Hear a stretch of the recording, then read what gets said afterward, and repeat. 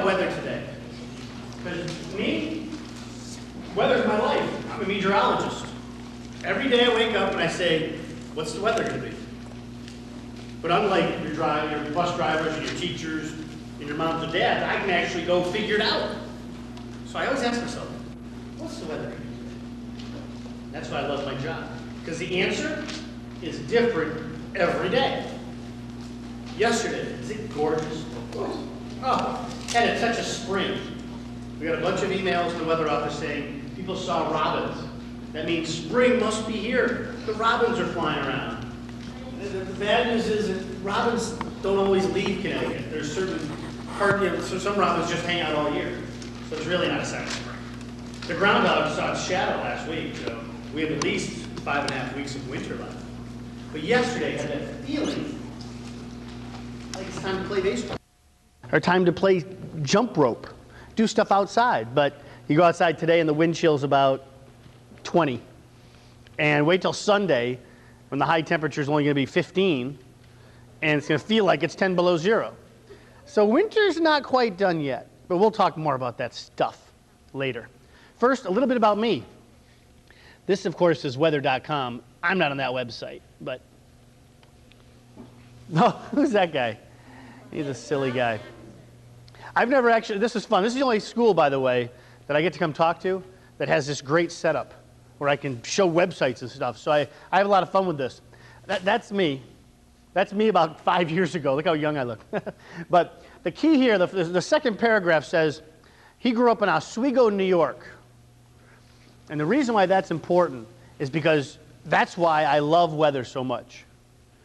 Where I grew up, they have the wildest winters you could ever imagine in your brains. If you closed your eyes and thought about the most amount of snow you've ever played in, multiply it by 10. And that's how much snow they get, okay? And it's not that far away.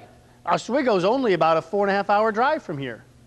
So it's not that far away, but they get winters like you would never believe. Case in point, when I was 1 year old, 1966, it snowed for 5 straight days. Never stopped. At the end of the storm, the snow was up to the net. Okay?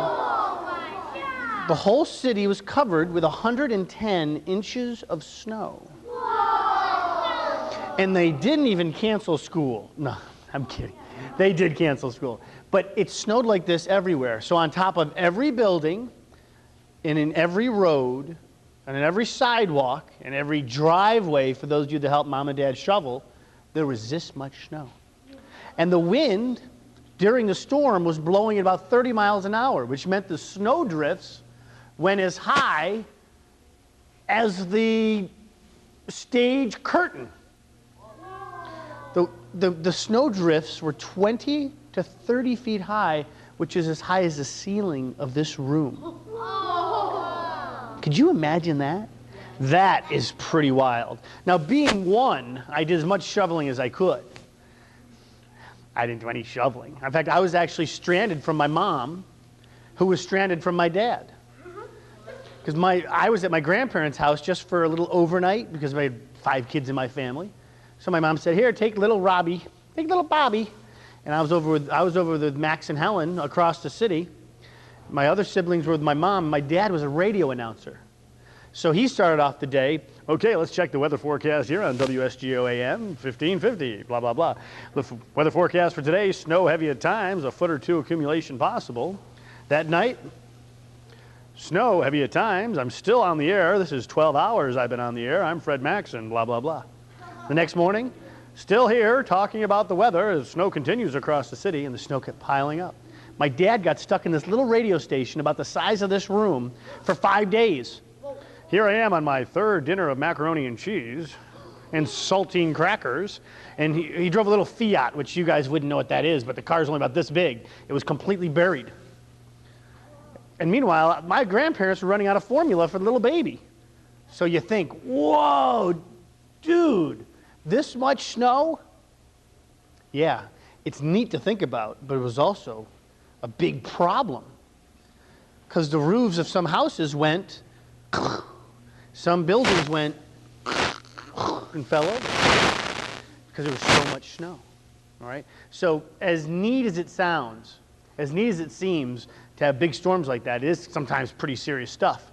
Now, that was 1966. I mean, the dark ages, right? I mean, way back then. You guys obviously weren't born. But just last week, have we had a 2-foot snowstorm last week? No. Did we have 5-inch snowstorm last week? Yeah, 5 inches here and there. Well, in upstate New York, where my brothers and sisters still live, they had about this much snow over a weekend. So it still happens. It still happens that they get these amazing snowstorms in upstate New York. So as I'm growing up, I'm saying to myself, all right, why do I have to go out every morning and shovel the driveway out? Every morning for weeks on end, my brothers would be out there shoveling and brushing off the cars. Yeah, school, what time does school start here? 9? 9. You guys have, what an easy, fun life you guys have. Well, we'd be out shoveling. If we had 9 o'clock school, we'd be out shoveling at 7 so my dad could get to work.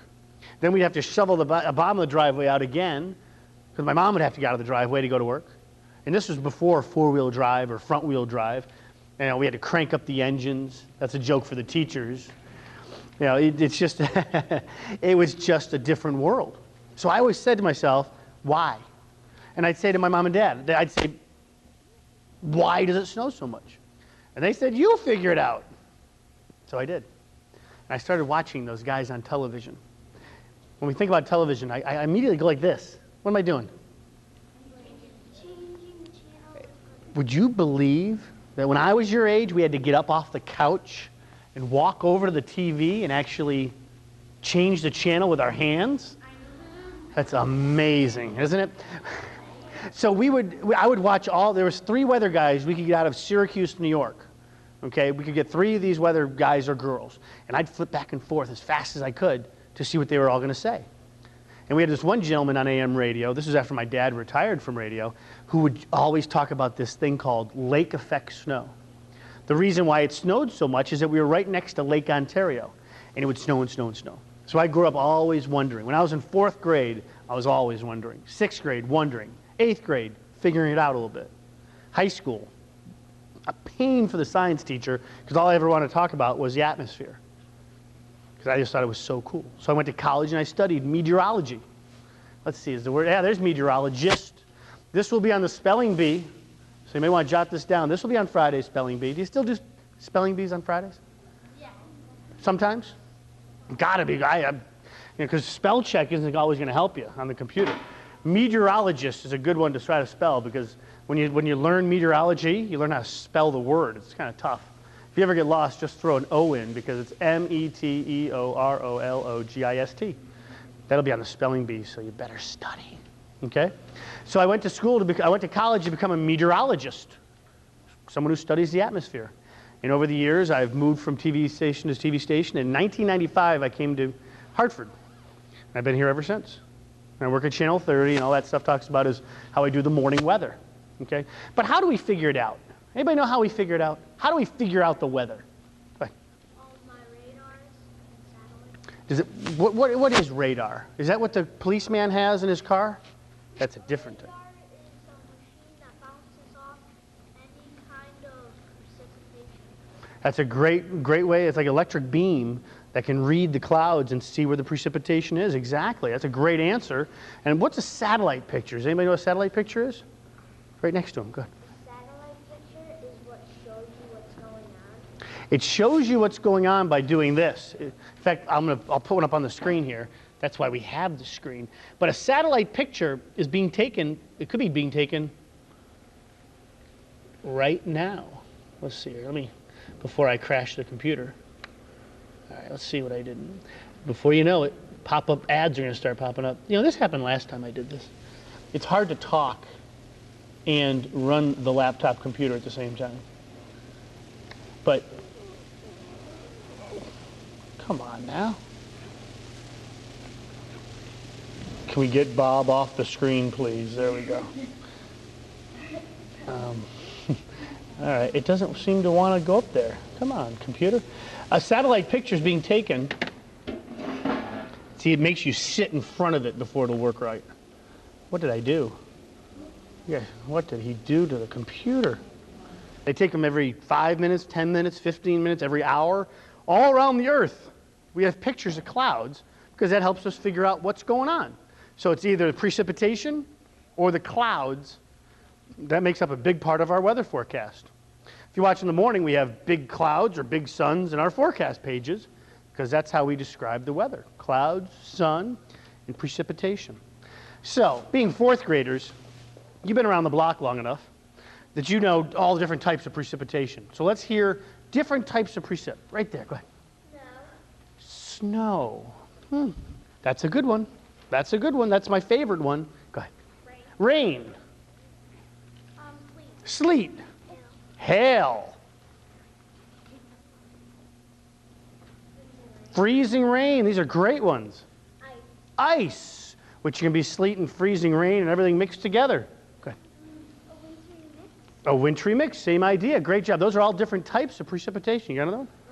Blizzard, thunderstorms, downpours of rain, sprinkles, drizzle, fog, mist. Those are all great ones. You got another one?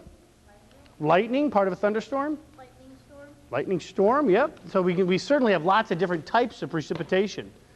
Hurricane. What's another type of severe storm besides hurricane? NEM. Tornado. Now here's the neat thing. Hands down for a second.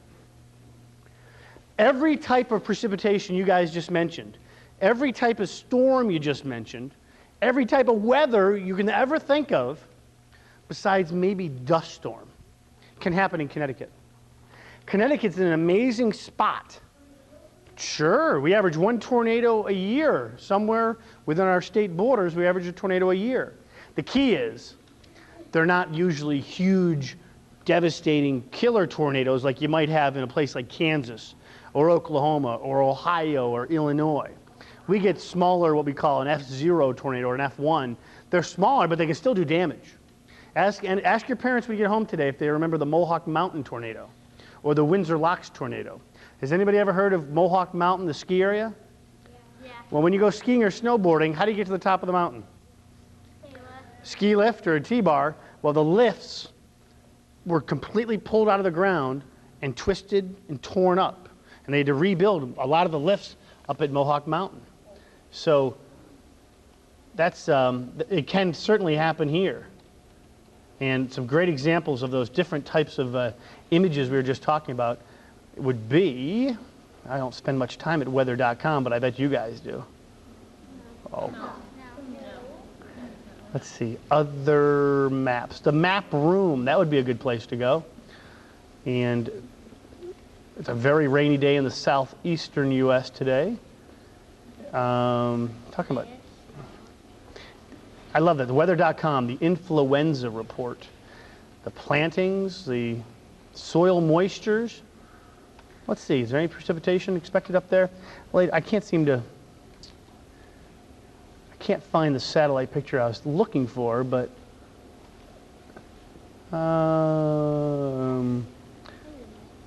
maps, try that again. Let's see where that takes us. Same exact spot. Map into motion, reading this map. Hey, but we can go to classmates.com. See, when you get older, like your teachers and your weatherman, you go to classmates.com to plan high school and college reunions. It pops up everywhere you go. It's the worst pop-up ad there is. Back to weather. We just talked about all those different types of precipitation and how they can all happen here. What makes the meteorologist's job so difficult in Connecticut is that potential. It can snow in one town, rain in the next, have sleet and freezing rain in between. We saw that, was it Saturday?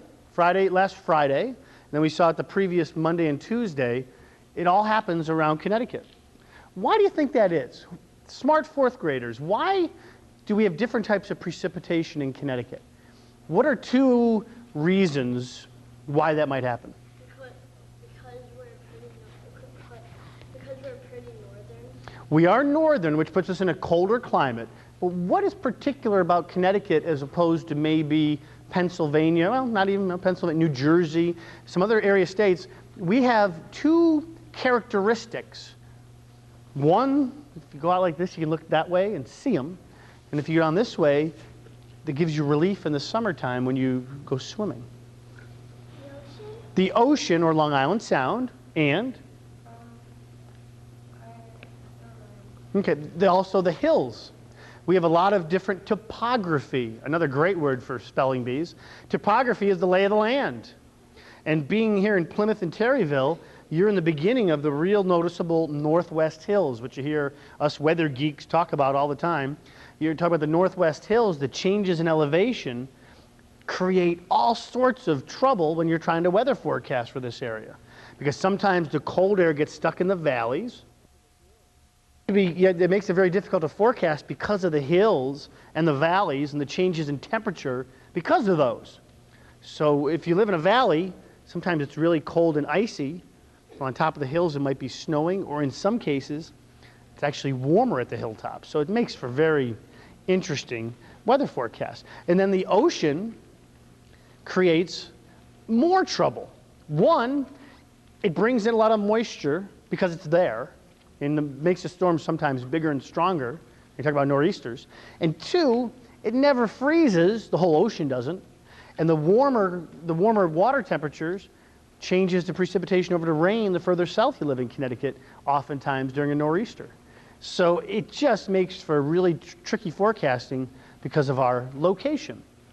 Our location also saves us, though. We talked about tornadoes, and everyone's eyes kind of widened because it can happen. But because of the Appalachian Mountains and because of our hilly terrain here, sometimes the storms don't hold their strength, so they become smaller tornadoes. If they happen, they're kind of quick-hitting ones. The ones out in Kansas and Oklahoma roll across the flat land, and they get bigger and bigger and bigger.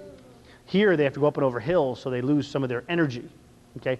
Can you guys think, maybe you've learned this in class, the states of Oklahoma, Kansas, Nebraska, Missouri, Arkansas, Texas are part of a certain part of the country, weather, when you're talking about the weather. Has anybody ever heard of Central part or Tornado Path or Tornado Alley? Very good. That's where the tornadoes are most common, is in the nation's midsection. Now, let's see if I can make that bigger map. I hit the wrong button again. Imagine that. You wouldn't know that I work with computers like 9 out of 10 hours of the day. Hey, we got some pop-up ads. Gotta love those. Can't get enough of those. There we go. Come on, baby. It is operator error, of course. Oh, you've got to be kidding me. All right, there we go. I had a cup of coffee at lunch, can you tell? We were talking about Tornado Alley, which is this area of the country right here. Now, the reason why tornadoes can happen there so easily, do you know? Because some tornadoes form in the ocean. Hurricanes form in the ocean, but you're on the right track. The ocean does have something to do with it. Go ahead. There's a lot of flat land. That's the most important ingredient. Is there another reason? If you take a look at this map, if you put my hand here in Tornado Alley, you have a great moisture source. Big storms need moisture. So you have the Gulf of Mexico, which is warm and it's really muggy and humid. So there's lots of moisture in the air. And that's right there. And when the jet stream is set up in a certain way, this moisture is allowed to stream north in the way of clouds and humidity. What's this country up here? Go ahead. Oh, Canada, exactly. What's Canada known for besides, founding hockey? Well,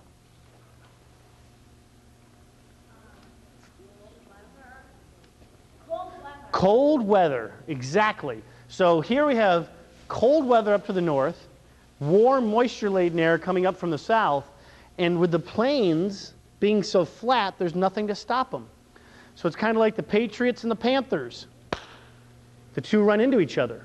Okay? We know that by looking at maps that show us where they're going to run into each other. And when a cold front comes out of Canada, it's the leading edge of dry, cold air, and it slams up against the warm and humid air. And the jet stream, which goes from west to east across the country, way up in the sky, all of those factors come together and can create bigger thunderstorms than you've ever seen in your life. I can say that because my in-laws, my wife's parents, lived in Kansas City for 10 years, and I went out and visited a lot. And the first time you're in a thunderstorm in Kansas City, your jaw goes, because you can't believe it. It's the most amazing thing you've ever seen. You take the worst thunderstorm that we had all of last summer and magnify it by like 5. Because one thing, you can see forever. See, here in Terryville, you can only see over to Thomaston barely because of all the hills. When you're in Kansas City, you can look out forever. You can see downtown, and then you can look out past downtown. You feel like on a clear day, you could see St. Louis, or on a clear day, you could see Denver. This is so incredibly flat right here that the sky just seems bigger because there's no hills. It's just amazing. So if there's a thunderstorm 3 towns over, your sky is lighting up with thunder and lightning, and there's so much energy. I couldn't believe it. I just couldn't believe it. We had thunder and lightning for like 6 straight hours. It just never stopped. And I was like by the window going, this is the most amazing thing. My legs got tired because I stood there going, this is the most amazing thing I've ever seen in my life. So Tornado Alley is where they get those perfect conditions for those big storms. See, we're tucked up here. We're tucked up here, so we get protected from the big thunderstorms, but instead, we have the ocean. So what other big storms do we worry about besides your garden variety nor'easter? Go ahead. Hurricanes. Hurricanes are the named tropical storms that form, the ones we're most concerned about, form either in the Gulf of Mexico or the Atlantic Ocean or what we call the Atlantic Basin way out through here, and we track these potentially devastating storms very carefully because Connecticut has been hit by some whoppers. The worst one that ever hit us, most people consider, was in 1938. It was the Great Hurricane of 38. They didn't even name it. What's your name? Tyler? I think Hurricane Tyler fits it perfect. That's how we pick the name sometimes, right? The Hurricane of 38 came up the coast, but back in 1938, they didn't have 2 tools we talked about at the very beginning today. They didn't have satellites. They didn't have radar. They had some ship reports, but ship to shore was even pretty primitive. So there was no advance warning that a major whopper Hurricane Tyler of 38 was on its way. So people that lived in Old Saybrook, Katharine Hepburn, who your parents would remember, for people that lived in Rhode Island, Pawcatuck section of Stonington, Mystic, they had no warning that a humongous hurricane was coming right at them. You can compare that to 1986 when a storm called Hurricane Gloria came up the coast. And this was before television and radio and newsprint just focused on the weather so much. And yet it was still by far the biggest story because this hurricane was coming right at like the metropolitan New York area, and it curved up through right through the middle part of Connecticut. A major Hurricane Gloria came right up through Connecticut. But there was enough warning that people evacuated. There was some flooding. But in 1938, you lived in Mystic, or if you lived in where the casinos are, let's say you lived in Ledyard, and you were out in your backyard having a cup of lemonade after mowing the lawn one fall day. And, well, it looks like a storm coming in, honey. Yep, little storm, little nor'easter, little thunderstorm or something. And then 12 hours later, you were under like 6 feet of water because the storm surge in southeastern Connecticut was epic. And the flooding even in Hartford, where there was flooding in 38, and there was also flooding in 54 and 55 when 2 tropical storms came up within like a 4-day period. There was big flooding. They had no warning. They had no warning in 38. Little rain shower, put up your umbrella, and it was one of the biggest hurricanes ever to impact New England. And there was 0 warning. Nowadays, if there's a storm that's even close to threatening, we have to talk about it. The radio talks about it. The teachers talk about it. Everybody talks about it. We get 3 inches of snow and everybody talks about it. Cancel school when there's 3 inches of snow. But a lot of information, no doubt. So now everyone's warned or forewarned about these potentially big storms. Okay? So that's what our job is. We forecast the weather. I'm going to have to take a minute to find one of my other websites, so bear with me for 1 second because I want to show you what we look at when we forecast the weather. So like every good person, you got to Google. Oh, if you misspell Google, bad things happen. Oh, I still misspelled Google. You'd think I had like 4 cups of coffee for lunch. There's googly. All right, we're going to Google NCEP, NCEP. And it's the National Centers for Environmental Prediction. Sounds like weather to me. It's always good when the government is sending you to a temporary website. That's not good. All right, we are going to go to, first of all, the current weather. The current weather. It's kind of small, but you can see it. You guys have good eyes. That would be February 11th.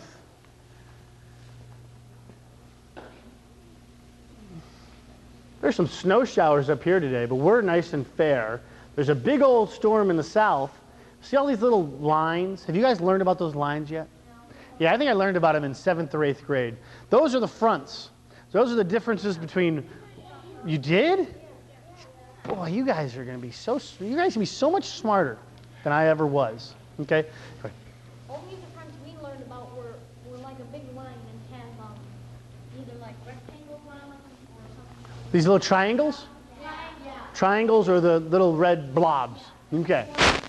Well, this one here is a cold front, which means that the air behind it is colder than the air ahead of it.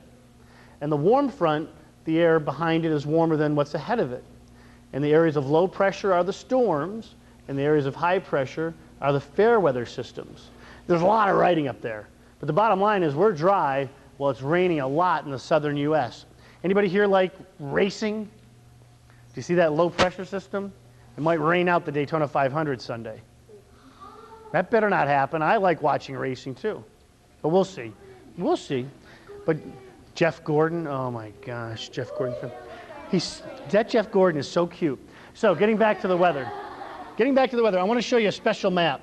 I know you guys suffered through January like I did, because it was cold, baby. It was the 5th coldest January ever recorded at Windsor Locks, which means over the last like 99 years, it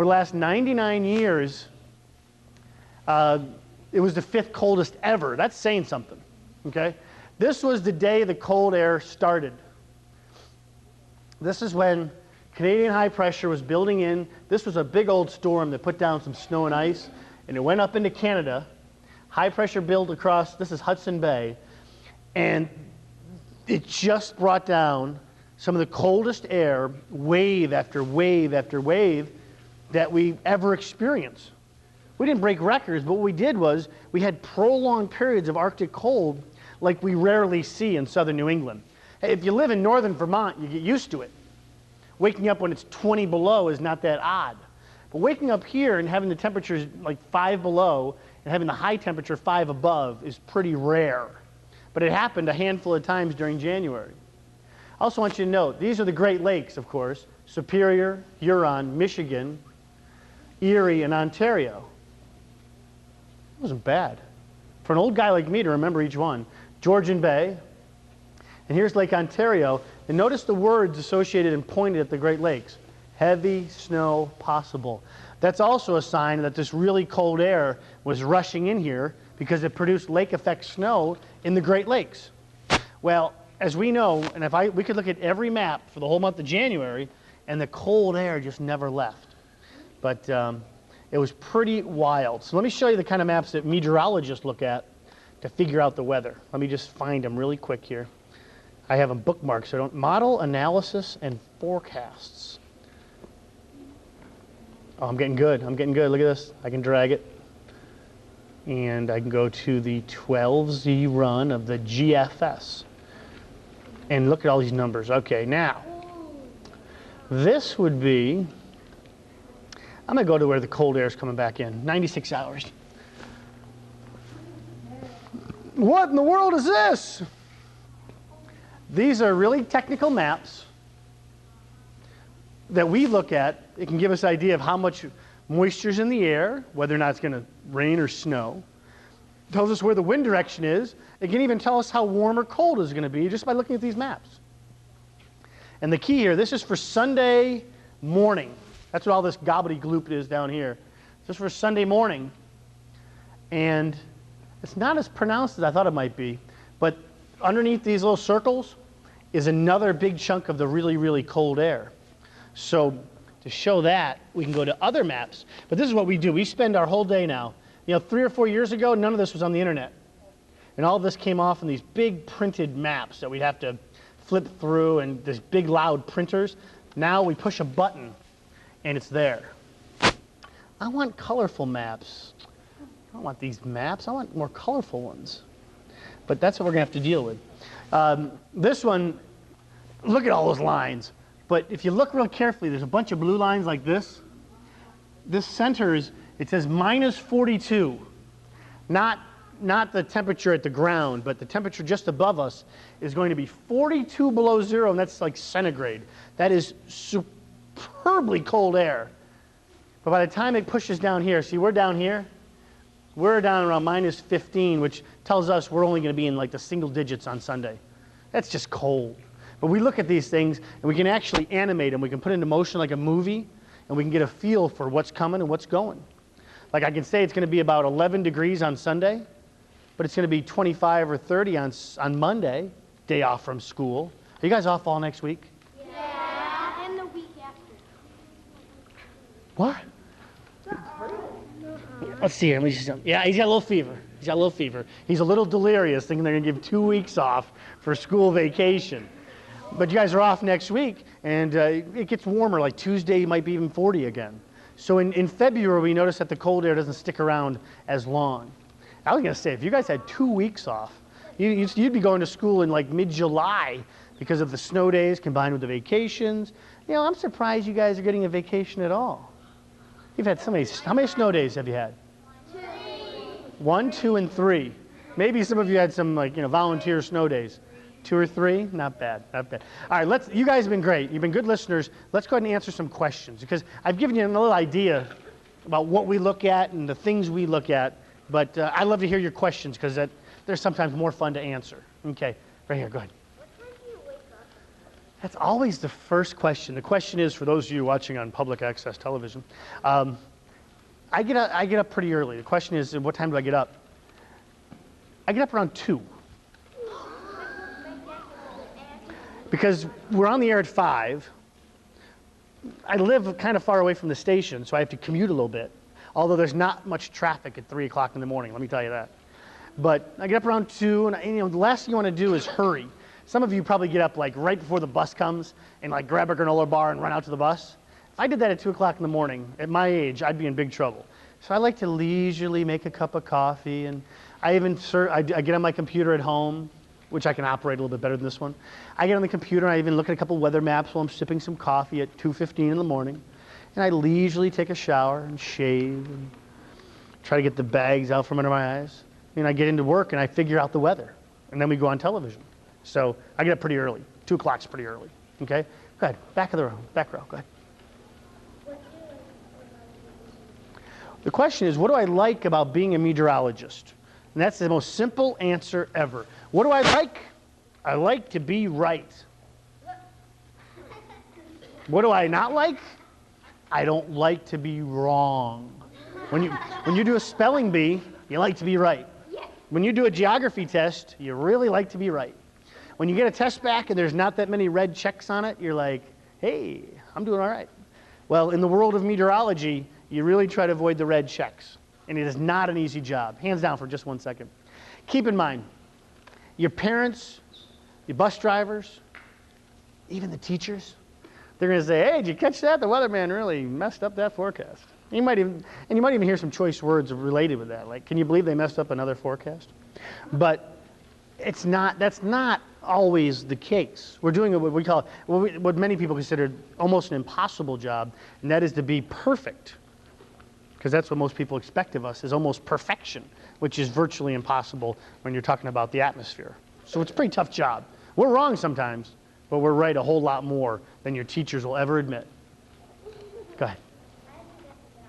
How did I get the job? The question is, how did I get the job? How did I get the job? I was trying to think of a really smart answer, but it was when you're in television, you make tapes of yourself. Not like when your uncle comes over for a birthday party and he puts the VHS recorder in your face, but you show broadcasts of where you presently work. Like I was working in Manchester, New Hampshire, and a friend of mine worked at Channel 30 in Hartford and said, hey, there's a weather opening. The morning girl is leaving for Cincinnati. Get a tape down here. So I put together a tape of my most recent telecasts. I drove down, because I can drive faster than Federal Express, and I put my best suit and tie on. I knocked on the door and walked in. Said, hi, I'm a meteorologist. Love to have the job. Here, look at my tape. Guy said, sit down. Looked at the tape, said, you're hired. It was pretty much as simple as that. And then I went to a golf course in Avon and played golf with a friend of mine, and the rest is history. Speaking of golf, anybody's parents here play at Pequabic? That is the toughest golf course. It's right down the street here. Oh, that course always gets me. The 9th and 10th holes, no, 10th and 11th. Oh, every single time. All right, enough of that. Who's eating at Terryville Pizza? I ate at the pizza place right down the street here for lunch today.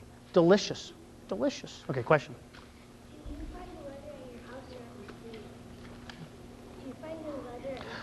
Do I find the weather? I do a little bit of both.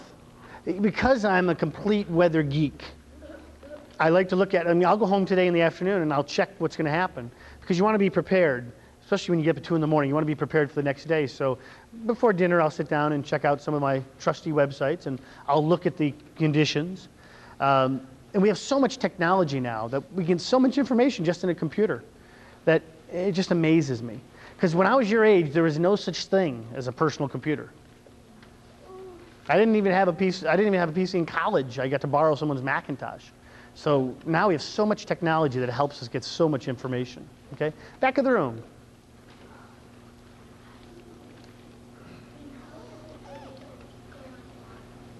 How does a tornado go on water? Is that the question? Yeah. Sometimes they do.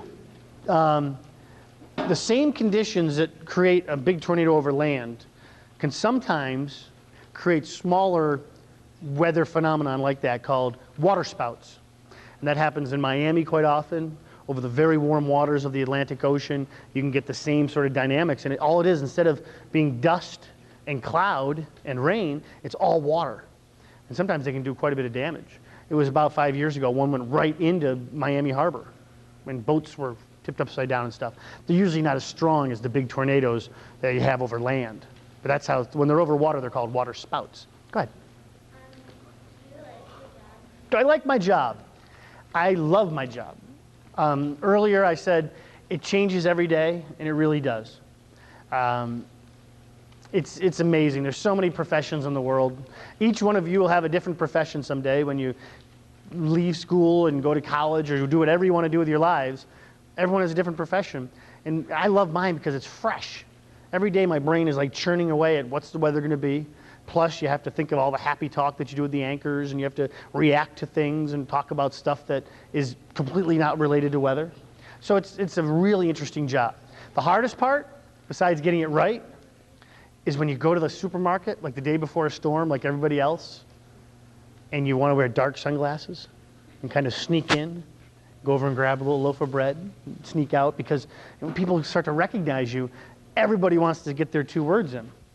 Hey, how much are we going to get? How much snow? Are you going to get this one right? Hey, Bob, what happened last Tuesday with that ice storm? And it's endless. It's endless. My wife just rolls her eyes now, but that comes with the territory. And if you're right more often, people don't bother you. Question. Go ahead. What will the weather be in Florida next week? Why? Are you going? Yeah? Yeah? You got any room on that? You got any room on that flight? Huh? You mind if the Maxon family joins you for the week? Look, here, call your parents. Driving down? I'll call your parents. I'm going to go to Florida. No, next week in Florida, I haven't looked. I'd have to take a careful look, but I know there was rain around Daytona on Sunday, which worries me for the race. But it looks like that clears out. It looks pretty good, actually, especially early in the week when you first get down there. So that should be fun. Are we jealous? I'm jealous. Go ahead. Do I know any other meteorologists? A guy named Brad Field. Yeah, my my immediate boss, if you will. Art Horn, our weekend guy, as well as Garrett Argianis, who was born and raised right down the road in Fairfield County. He's a Connecticut native. Let's see, I know Bruce DePriest. Haven't met the other guy, Mark from Channel 3. I feel bad. Mark Dixon. Or Melissa Cole. Haven't met her. I know Scott Haney. I've met Jeff Fox. I've met Dr. Mel. Did you catch this one right here? This kid just cheered for Scott Haney in my presence. That's like if a Red Sox came in here and you said, I love Derek Jeter. I'd be like, hey, he loves Derek Jeter too. This kid's in trouble. The principal, the principal would like to see you in the office. I'm kidding you. It's fine. I'm just kidding. So yes, I've met and I know a lot of them. They're all nice. We all have the same tough job. Go ahead. Have you ever been wrong? Wrong. Have I ever been wrong? Geez, I'm thinking, let's see, 94, 95, 96. Well, it matters how you define wrong. Let's put it this way. The most glaring mistake ever was in 1989, Thanksgiving morning. Were you guys even born yet? Yeah. 89. Doesn't that just rip your heart out? That just kills me. Oh my gosh. All right, hands down for a second. This was the worst because, and I'll get to why this doesn't happen very often anymore. But we have lots of different solutions, like you see up there. We have a lot of different answers to the weather. They're all slightly different, which makes our job tough, but none of them are ever like totally out to lunch. But it was the Wednesday night before Thanksgiving morning when all of New England, that's cool, all of New England plays football on Thanksgiving morning, and the other half of New England travels to like grandmother's house. Well, it was the first holiday I ever worked up in Manchester, New Hampshire. I'm working Wednesday night, and I got to come right back in Thursday morning. I do what they call a turnaround. Well, Wednesday night, there's this little band of snow that shows up on the radar a little bit, and the computer solutions push it way out to sea. Atlantic City, New Jersey, no problems for us. So there I am at 11 p.m., looking at the radar saying, you know, this stuff looks like it might try to creep into southern New England, but no accumulation expected, zip out to sea. But granted, this is 15, 17 years ago, whatever it is, 15 years ago. I wake up the next morning, and it's snowing like crazy. I go into work, and all of southern New England ends up between like 2 and 5 inches of snow on the morning of Thanksgiving. All those football games, people are freaking out. Everybody that has to travel is freaking out. The Massachusetts Turnpike is closed because cars are spinning down the road. It was just the biggest mess. And I was like, I hate myself. I hate my job. How could I be, you know, how could the computer maps be so wrong? How could I not see this happening? But that's all the information we had. Now we have 8 times as much information. But when we're wrong now is when we say 8 to 12 and we get 6. And everyone goes, we didn't get the big one you thought. 2 inches. We were off by 2 inches. Also, when we say 8 to 12 inches, what's the number everybody hears? 12, 12, 12. It's like, we're expecting 8 to 12, 12, 12. Some areas 7, 8, 12, 12, 12, 12. Nobody ever hears the lower range number. If we say 2 to 4, 4, 4, 4, 4. If we say 10 to 18, 18, 18, 18, or we're wrong. So now it's the specifics of the forecast, not whether we get the storm or not. Back in the 80s, even the blizzard of 78, only a couple of forecasters forecasted it, while others were like, it's going out to sea. It ended up being the biggest blizzard in New England history, really, besides 1888. But nobody was weather forecasting in March of 1888. But the idea now is when we're wrong, it's a matter of this instead of that, which is good. Okay? Go ahead. You've been patient. The question is it hard? Yeah, it is, but it's hard in a lot of weird ways you wouldn't expect. I mean, it's hard to figure out the weather. That's one thing. But we all have that challenge. The challenge is 3 days out from a storm, or 4 days out. We have enough maps to look at. In fact, let me just show you what those maps look like really quick. We have enough maps. I'm going to go out 10 days. All right, 240 hours into the forecast. And we're going to look at a map of how much rain will fall on that day or snow. Let's take a look. 10 days this is. 10 days. 10 days. 10 days. 10 days.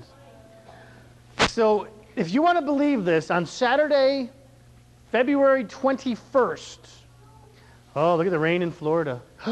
Cancel the whole vacation. What's your name? What's your name? Pasquale. Yeah, I wouldn't go. No, I'm kidding. That's what people do. They look at this and say 10 days out, like this is going to be precise. It looks like flooding rains, or I guess there could be some snow on the northern edge of that mess in Louisiana. 10 days out. We have maps that show us 10 days out. So let's say 5 days out, the solutions are coming together for a big storm in the northeast. 3 days out, our eyes start to get a little wider. We're thinking 12 inches, 18 inches of snow, maybe more. 2 days out, still looks pretty good. Day before, all of a sudden, all the computer maps that we look at try to take the storm a little bit too far out here. So we've been talking about this thing for 5 days, and 24 hours before it's supposed to hit, I want to start backpedaling. But by then, the horse is out of the barn is the way we term it. I mean, you could get up there and say, no snow, from 5 to 7 a.m. I could sit up there and go, no snow, no snow, no snow, no snow, no snow, no snow, no, no, no, no, no, no. And nobody would hear it because we've had 5 days of people saying, a foot, 2 feet, 2 feet, 2 feet. People don't, when we get closer to the storm, sometimes people remember what you said 3 or 4 days ago. And the other thing is, what one person says can be completely overwhelmed by what the rest of the meteorological community is saying. So that makes for a challenge. But the hardest part is, say we have a forecast for 12 inches of snow, and at some point before you go on the air, you have to decide, is that number right? Or could it be 18? Or could it be 5? And you have to sit there all by yourself in a pretty dark office going like this. What do I do? Call Brad? Nah, I can't do that. It's 3 o'clock in the morning. Oh, look at that. I broke the computer again. No. So what it is, your anxiety level gets way up here because you know everybody has been hearing about this, but now you're starting to think it might be more like this. And you start to pace in the office. And then the producers come running in saying, what's going to happen? What's going to happen? What's going to happen? And you can't say nothing, because then they have to run and rewrite the whole newscast. So you have all this pressure, like the days before a snowstorm, to either amplify the hype or try to backpedal from the hype. And that's the hardest part of our job. Being right is one thing, but it's all the hype that's related with it now makes it really difficult. Go ahead.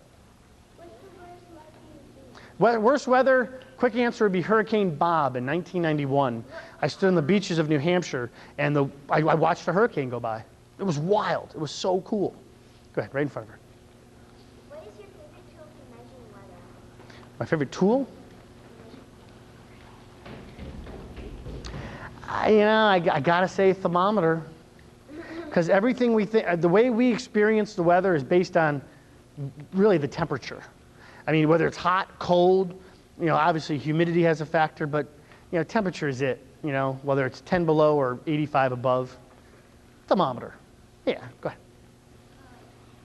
How does it feel to be a meteorologist and be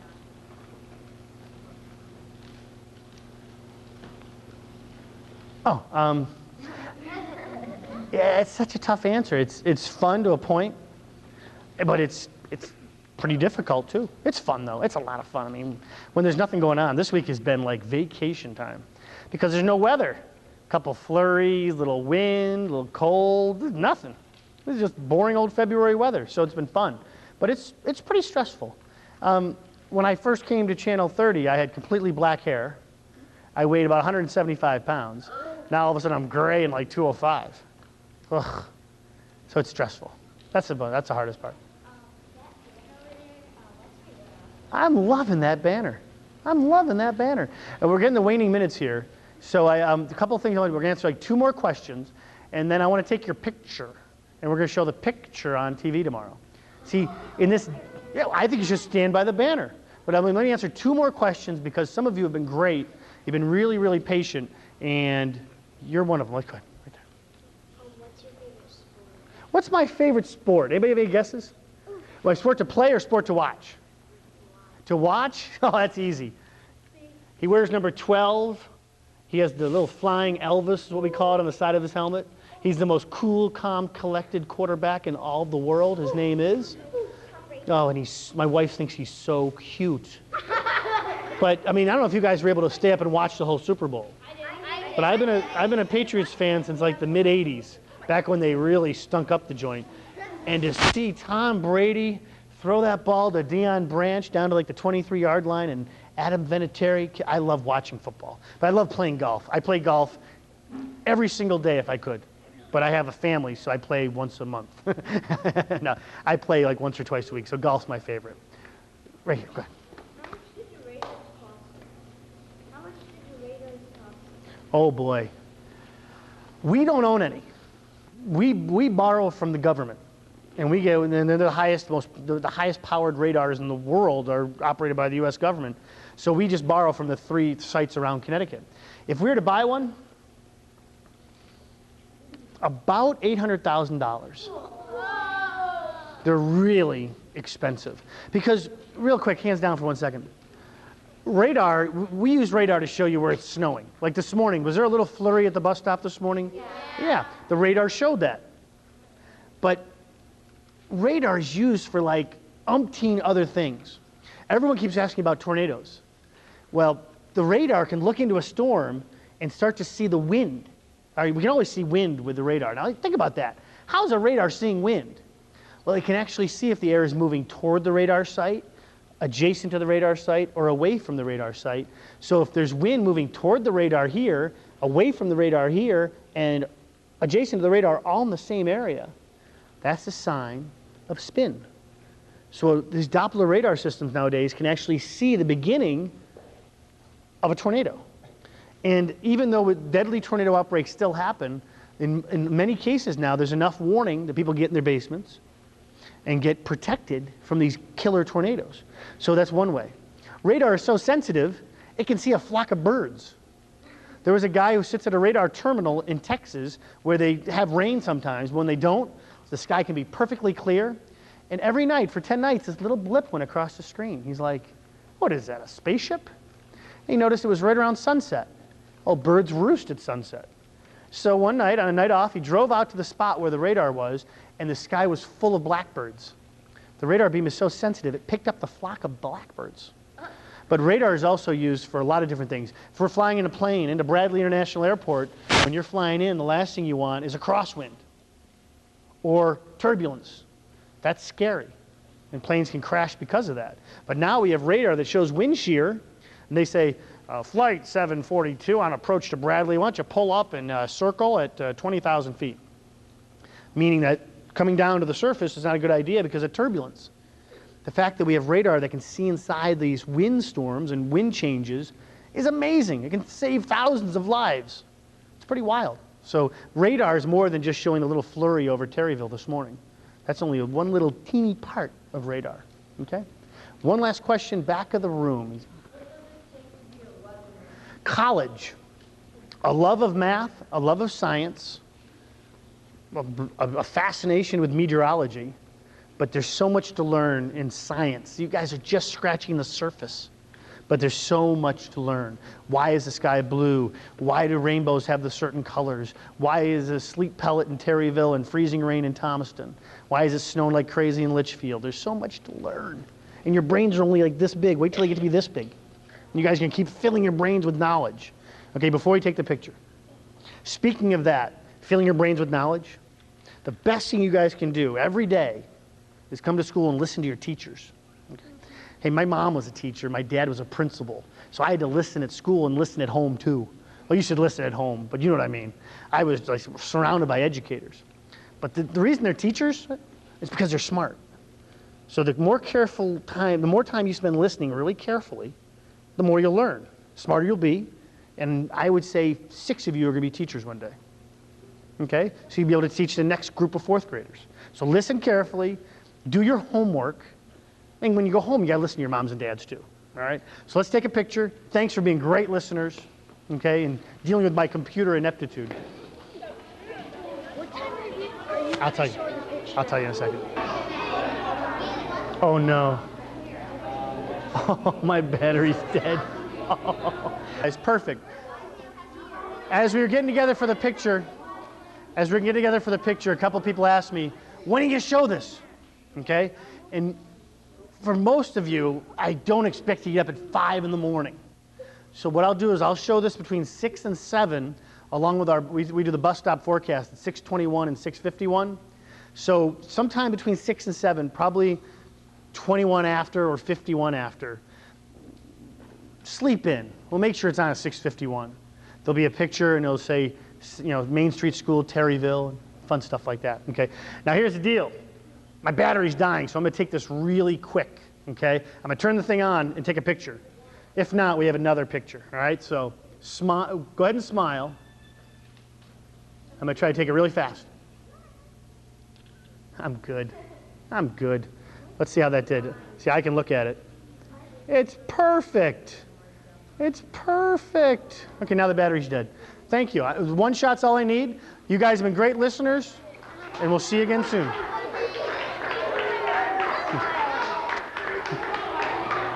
Hello. Look at you guys with the hats. Those are beautiful. Can you say that, everybody? We love Mr. Maxon.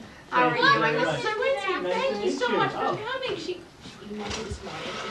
That we I'm in the neighborhood, so why not stop by and want to have a seat and talk about the weather? We were just talking about you. Oh, really? And what will be going on with the weather?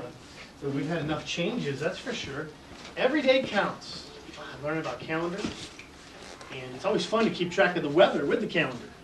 In fact, I write down what happens every day in my little journal. And I like to keep track of whether or not it's sunny, or rainy, or cloudy, or snowy, and how much we get of all those things. Well, first, let me say thank you for sending the great artwork in. Now, whose pictures got on TV? Only 2? 3? 4? How many names did I mispronounce? That's not bad. I think it's airless. Airless. That was it. That's a tricky one. That's a tricky one. Wait, did I have one on, could there have been one this week? Airless seems familiar. Which one's airless? Right here? Okay.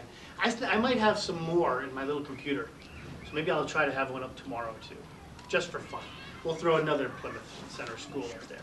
But we have a list like this in my computer. There are like this many, and there's like 40 pictures from each school.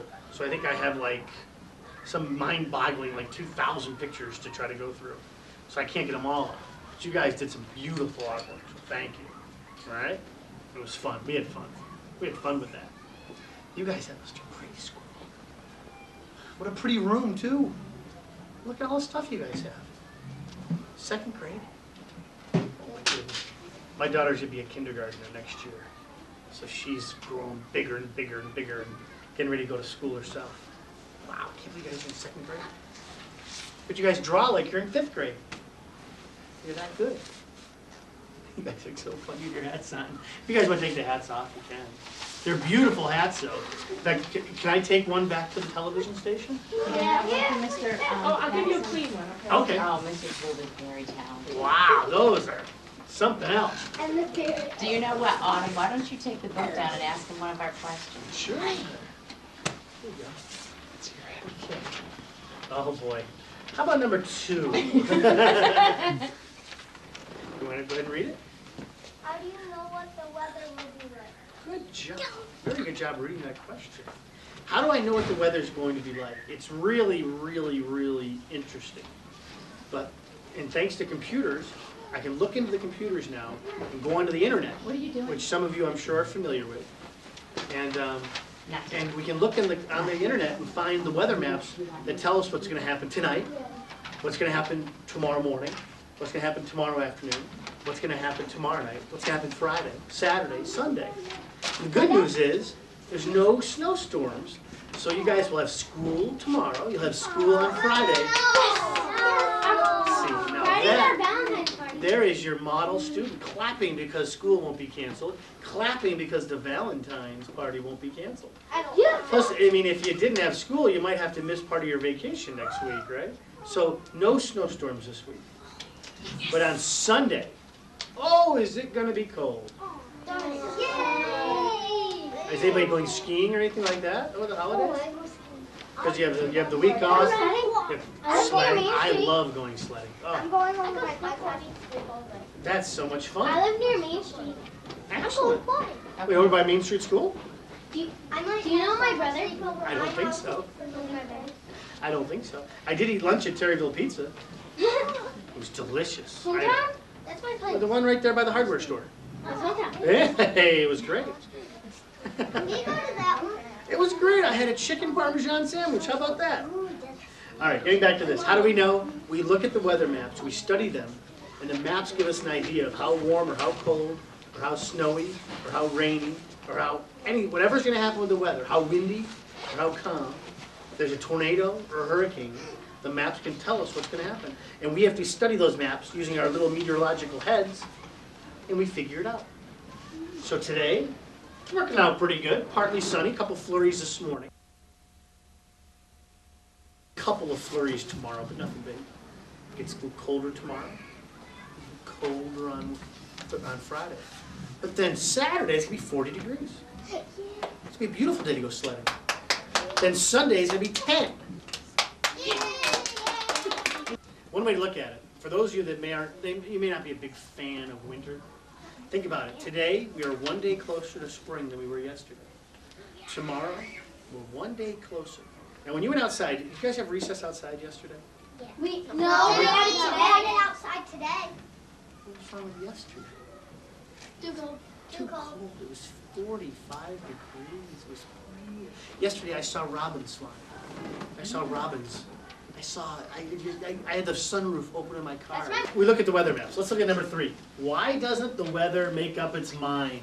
That's hers. That is a good question. Second was hers. That's Coco. The weather's really Coco the bear. The weather is so interesting because what region of the country do we live in? Where's Connecticut? 6 states of old, not old, but New England. So it's very interesting. The weather has been awfully interesting. Super cold, somewhat snowy. We're running a little above what we're used to. But it looks pretty quiet here for the next probably 10 days. So we get 10 days closer to spring. 10 days closer to playing softball and baseball and jump rope and kickball outside. And going in the pool. Going in the pool, soccer, you name it. I'm on TV every morning, and I like to show I showed pictures that you and your classmates drew. Even I at show my TV. our house. I'm on TV in your house. What channel? I don't know, probably 4. 3, and 5. 4. Oh, wait. See? She watches. Go ahead, give me You're some. on my channel on 4. 4? See? I watch every morning. I could watch it. Okay, 5 to 7 in the morning. I watch every So right before, and I'm up after that. So when you're getting ready for school tomorrow, and you're eating breakfast, banana, cereal, whatever you might I have. have a banana. You put the TV on channel 4, and at some point, while you're sitting there, I'll pop up, unless I come down with the flu tonight or something. Is it on at living room? I'm on at I'm on at 7:35. In the morning? Yep, I'm on at 8, I'm at 7:55, so 5 minutes of 8, I'm on. And I'm on at about 5 minutes after 8 for a little while. But I'm on around the 8 o'clock hour. Is that what time you wake up? I wake up at 2. So what's up with global warming? That is a question for the 12th graders over at the high school. That's how complex the answer is. But I think this one is asked kind of in a funny, kind of joking manner, because we talk about how the atmosphere is getting warmer and warmer, but it's been so cold. How can that be? Well, you have to think about it like this. Let me ponder this for a minute. Global warming's happening like to the whole Earth. And again, we're not even positive it's happening, but there's some researchers, some scientists say it's happening to the whole Earth.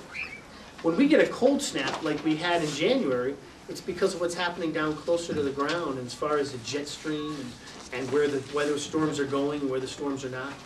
And it gets down to whether or not there's snow on the ground up in Canada. That makes our weather colder than it normally would be sometimes, because that's where our air comes from. So in the fall, it's not very cold, but once the snow gets on the ground up in Canada, it gets colder down here in New England. When we look at the jet stream, look at all these little things. Well, global warming is happening to the big thing, the whole Earth. And so there's still some belief that the atmosphere is getting warmer because we put smoke into the atmosphere and stuff. But in the short term, like next week or Sunday, we can certainly be colder. So global warming could still be an issue. Could still certainly be an issue that maybe one of you will figure out someday when you become scientists. For those of you that become scientists, maybe you'll become a dentist. I love that little guy in Rudolph the Red-Nosed Reindeer. Who's watched that movie? What's his name who becomes the, who wants to be the dentist? He's Rudolph's friend. Go ahead. What's his name? Hermie. Hermie wants to be a dentist. I like that. I like that. That's one of my favorite books. Go ahead. I have. How did the hurricanes get made? How do the hurricanes get made? Way down past Florida. The water's very, very, very, very, very, very, very, very warm. It's almost as warm as, The sun? no, that's hot. It's almost as warm as like your bath at night. Anybody still take baths? You take showers. You guys cool? That's cool. I take both. Well, sometimes when your mom puts a lot of hot water in the tub, it's really hot. Well, that's how the water is in the ocean. And there's a lot of energy and warmth like I that. taste cold. And sometimes a little storm over the warm water gets bigger and bigger and bigger and bigger. And the way the earth spins, it turns the storm into a little spinning thing. It becomes bigger and bigger and bigger. It becomes a hurricane. It only happens during certain times of the year. And we worry most about them between September and the end of November is when we watch most carefully, because that's when they can impact Connecticut. Even though hurricane season's from, I think, July 1st or June 1st all the way through December 1st. We don't get many during summer itself. They usually happen in the fall. Okay? That's how hurricanes That one's cooler than What's that? How does it snow? Well, see, Mother Nature's got this salt shaker. Now, she's actually into mozzarella cheese. She shakes her mozzarella cheese. Have you guys ever read the book, Cloudy with a Chance of Meatballs? Yeah. Where the pancakes are the size of the schoolhouse, and that's why I always think of food when you talk about the weather. How does it snow? The clouds are full of water, okay? Every cloud right there, those clouds, they're made of water. They're not all full of water, but they're all made of little teeny weeny water droplets, okay? There's water in the clouds. Little water droplets. Then why are they white? Well, because that's the way the light bounces through them. Because sometimes they're red at night. Sometimes they're dark on the bottom because the sun's not getting to the bottom of the cloud. When you see a dark bottom cloud like that, it means that you're seeing the bottom of the cloud in its own shadow. Kind of interesting. We all cast a shadow, right? Well, clouds cast a shadow on themselves. But the bottom line is they're all full of teeny, weeny, weeny, weeny little water droplets. Listen, water can be invisible because there's water in the room right now. There's not a lot, but there's water right there in the room. It's in a gaseous. It's called water vapor. But then there's the water that we take tubbies in, liquid. We swim in it. We wash our face. She drinks it. Then the third is the stuff we slip on, ice. So it can be a solid, a liquid, and a gas. When it's a gas up in the clouds, it's a water vapor, and it's really, really, really cold, it skips over the water part and goes right to the ice. It becomes a crystal. So the little teeny water droplets become little teeny water crystals, ice crystals. And when they get enough of them, they come out of the clouds. And they turn into hail. Snow. They turn into snow. Sometimes That's how we get they turn snow. into hail. Well, yes, they do. Sometimes they turn into hail. Sometimes they turn into rain. Sometimes the rain freezes when it hits your driveway. It's called freezing rain. Sometimes the raindrop freezes on its way down from the clouds. It turns into a sleet pellet or an ice pellet. Hailstones happen during big thunderstorms. Now, just the other day, last Friday, when we had all that messy, mucky precipitation, when you didn't have school, I don't know. Snow day Friday? Yes. Yeah. Well, do you remember it snowed really hard when you got up for school? Maybe you went back to bed. But then it turned into sleet, turned over to rain and freezing rain. It was just, ugh. Well, I got all these emails saying, it's hailing in Plymouth. It's hailing in Thomaston. It's hailing in Torrington. But it's not hail. Those are sleet pellets, and they're different. They're slightly different than hail. Hail happens in big thunderstorms in the middle of summer.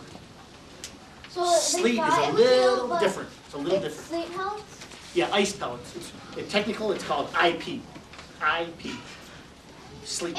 Ice pellets. Yeah. If you had a thunderstorm, there was hailstones, you have to use wood as hard as something that's harder than ice To do what? to not get hit. Sure. You know, cars get damaged by hailstones all the time. A big hailstorm over a brick. Think about what's a really nice car? A Mercedes-Benz. A Hummer? A Hummer. Let's say there's a whole Hummer. Did you see the Hummer bus the other morning? No. You had it. You had it. Oh, I had a one Hummer of your bus? pictures. One of your No. digital pictures. Oh. It looked like a Hummer bus. Oh my goodness, that's great. Well, okay, Hummers cost $50,000 a piece. And let's say we have a parking lot with 7 of them. 7 times 50 is $350,000 worth of car. And a big hailstorm comes over and damages all of them. What do you think the car dealer goes? He goes, my Hummers are ruined. I'm not going to be able to sell my Hummer. And it happens, and we laugh about it, but it happens all the time. In fact, my father-in-law works for a company that insures car dealerships against that very thing. Did ever get destroyed, those cars? And you know what they do to gasoline? They drink it all. Gas is going to be too expensive again. But the bottom line is the weather impacts everything like that. Like for those of you who like to ski and snowboard, the weather impacts the ski areas. You want to be the president? Yeah. There you go. I want to be What's your president. name? Autumn? I want to remember when Autumn becomes president. I'm going to remember this day. I'll be old, and I'll be in a rocking chair, and it'll be President Autumn. What's your last name? Mulcahy. Autumn Mulcahy, Autumn Lynn Mulcahy. an Irish president. And I'll be sitting in my little rocking chair. Autumn Mulcahy's the president. I want to be the president. Well, you guys are going to have to talk about this later. I want to be the president. I don't work with Scott, what's his name again? I want to be the president. Haney, something like that. Yeah. Is he the opera singer? No. I want to be his No, I work for a different station. You guys have seen the news in the morning. Remember Channel 4? It's A-okay. A lot of people like Scott. He's a lot of fun. He's a nice guy. Clouds, it just falls. It's up in the clouds, it's blowing around in the wind, and then enough of it gets together and it falls out. Just like rain does the same thing. It falls out. It happens in the clouds. Before it even turns into a raindrop, it turns into an ice crystal. That's how we make snowflakes. And no two snowflakes are the same. How does it turn to sleep? Sleep? Yeah. Well, the raindrop comes down. It's heading right for Autumn's head. And Emily? up in the cloud, it might be a raindrop above freezing, so it's not ice yet. It's a raindrop. It falls, and it freezes on its way down. It goes, beep, right off the top of her head, and she goes, ow. If it's freezing rain, it goes, splat, and then freezes. That's when the car windows get all coated with ice, like they were Saturday morning when you got up. Freeze on Autumn's head? Well, no, maybe if she's wearing a Yankee hat. See this? That's a push of even milder air that'll be in place on Saturday. So a mild Saturday with temperatures up into the middle 40s. And then this cold front right here with some snow squalls along it, it means business. 34 for a high today, 42 tomorrow, 42 Saturday, and 16 Sunday. One of these things is not like the other. I mean, that is an amazing, amazing change in air mass. It'll be a windy, cold day on Sunday. I had a great day yesterday, and here's why. Here's about 50 reasons why I had a great day. Oh. These are the 4th graders from the Main Street School in Terryville. In that banner, did I leave the banner in the principal's office? I think I left the banner in the principal's office. I went to say hi to the principal. But check that out. Those kids were great. That's 4th adorable. graders, we had a wonderful time talking about the weather in Terryville. And coming up a little bit later, I also stopped by the Center Street School in Plymouth, and I have a little gift for you guys that they want me to show you. So a lot of fun yesterday in the Plymouth-Terryville area. Wow. Well, good morning to them all. I'm sure they're up watching this morning to 4th see graders, themselves. super Yeah. smart. They stumped me a couple times. Tough questions. Wow. Sure, absolutely. Thanks a lot, Bob. Under mostly fair skies right now, we'll see a blend of sun and clouds later. We have temps in the teens and 20s. We'll top off around 34 in Hartford and 37 in New Haven. So a fine day from East Hartford to Killingly, including Terryville and Plymouth, 34 back to 25. Along the shoreline, 37 back to 29. All in all, Pretty nice. 5-day planner, 42 tomorrow with a partly sunny sky. Partly sunny Saturday, 44, but then only 16 for a high on Sunday. That, my friends, is an amazing temperature change. Cloudy or clear and cool at the bus stop this morning. The artwork comes from Caitlin. That is bus 19. Caitlin goes to Main Street School in Terryville. Rumble and bus heading up to the bus stop. Caitlin, great job.